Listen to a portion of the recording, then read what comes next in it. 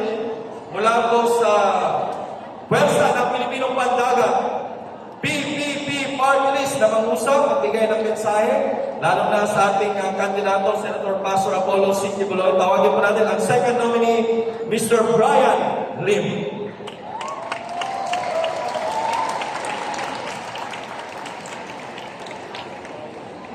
Hello! Hi! First time ako nangangatog. Pagpasensyahan. First time ang dami. First time, hindi sanay. Ang problema ba dito, Tagalog? Lalong hindi sanay. May mga Bisaya ba rito? Tulungan niyo ako sa mga katabi niyo.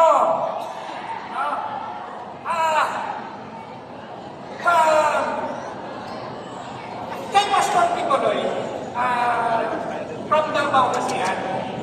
Mahal din namin si Pastor Quiboloy sa Davao. In fact, hinilig ako. Kala ko pinalagyan lang. Nung KOJC speech, andun ako. Yung sinasabi nilang walang armas, nagsisinungaling sila. Yung sinabi nila, yung tinapon nila yung tear gas, nandun ako. Nandun yung mga councilors ng Davao. Lumuha sila, luha. Yung luha na namumula yung mga mata, pagtingin nila sa akin, parang wala lang. Di umubra, maliit mata ko eh. Di umubra. Now, ang gusto ko lang parating kay Pastor Quiboloy. No? Relax lang, tatak lang. Kaming mga party list representative, mga tumatakbo, nationwide po. Kaming bahala kay Pastor Quiboloy. Yung sa sektor namin na mga isda, ang PPP party list, kaming bahala kay Pastor Quiboloy. Marami pa sana akong sasabihin, pero hirap na hirap ako. No? Eto na lang. Huwag na tayong lumayo. Vote straight PDP laban led by Pastor Quiboloy. Vote one party list, PPP party list. Pero kung hindi, nandyan sila. Ang importante, isang party list lang iboboto. Pag sumubra kayo, sayang. No? Pag hindi sa amin, pumili kayo rito. Puro Duterte yan. Good evening po. Ako si Brian Lim, PPP Party List, number 2 sa Batoka. Salamat.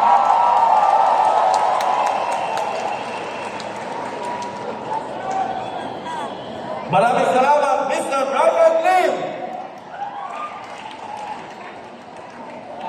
Yan naman bilang malakas natin ang palakpak.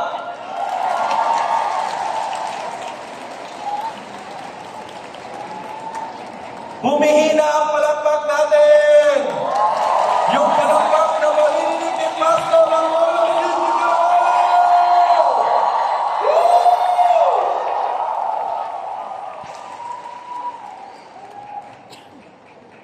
Ang susunod po na mag-usap, pagbibigay ng kanyang mensahe na paabot niya kay Pastor Apollo C. Quiboloy, mga kababayan. Tawagin po natin mula sa Maagang Party List, first nominee, retired Police General Roy Aguinot.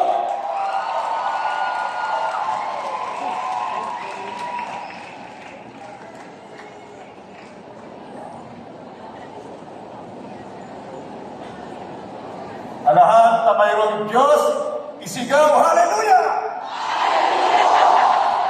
Kaya lahat tayo niniwala sa Panginoon. Siya po ang nagtakda sa araw na ito na tayo ay nagtitipon upang magkaisa, magtulungan sa kandidatura ng ating Pastor Apollo Quiboloy, number 52.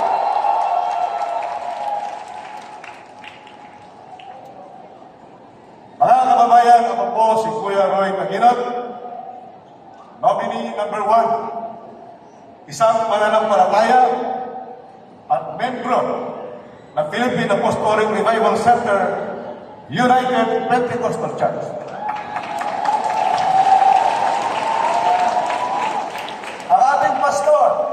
ko na iba sa atin.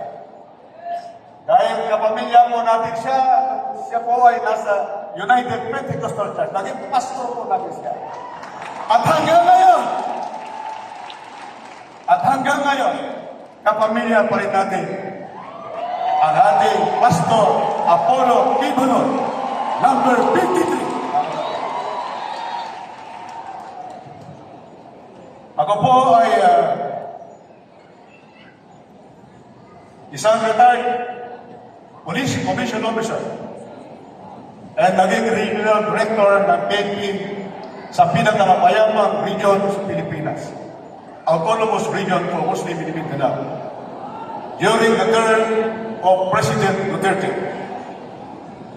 And likewise, after my retirement, I was appointed as director of Metropolitan Manila Development Authority. Yan po ay during the administration of our President Rodrigo S. Duterte. Mga minamahal kong kababayan, mga kapatid, ngayon tayo nagtitipon sa isang makabuluhang sandali sa ating kasaysayan.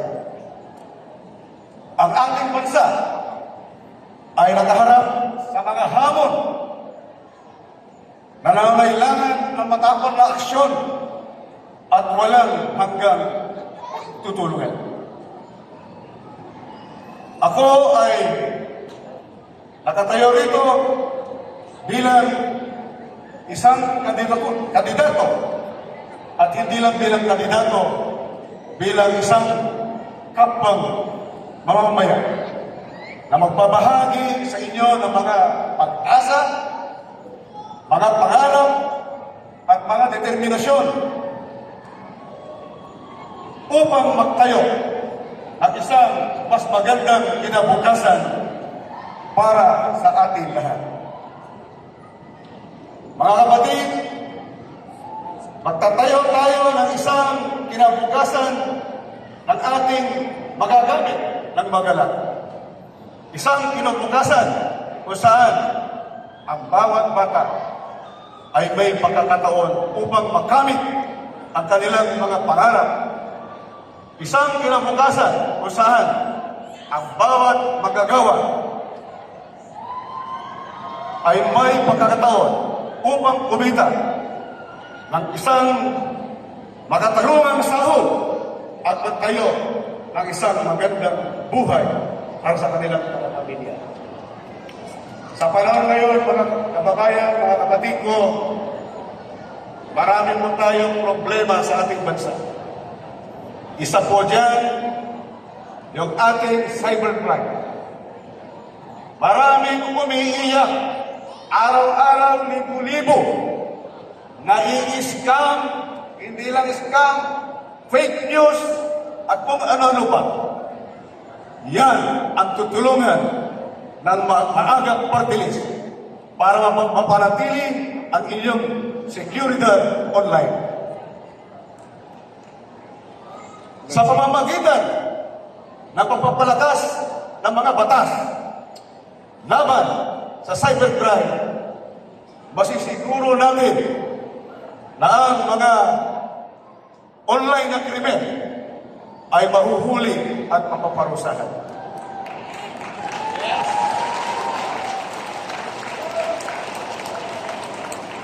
Magtataguyod ang maagang party list ng edukasyon sa cyber safety. Mahalaga mga kababayan na magkaroon ng kaalaman ang mga Pilipino kung paano protektahan ang kanilang mga personal information online at kung paano makikilala ang mga online na scam. Ano pa ang gagawin ng maagang party list? Papalakasin natin ang pakikipagtulungan sa mga ahensya ng mga pamahalaan sa pamamagitan ng pagtutulungan sa mga ahensya tulad ng NBI, PNP, Anti-Cybercrime Group. Masisiguro natin na mga kaso ng cybercrime ay agarang matutugunan at mapaparusahan ang mga kriminal. Magtataguyod din tayo ng mga batas na nagpoprotekta sa mga biktima ng cybercrime. Kailangan natin ng mga batas na nagbibigay ng hustisya ng ating butihing at napaparusa ng mga may kasalanan. Mga kasama, mga kababayan, mga kapatid, maraming salamat sa Kingdom of Jesus Christ sa pag-imbita ng ating butihing Pastor Apollo Tibuloy.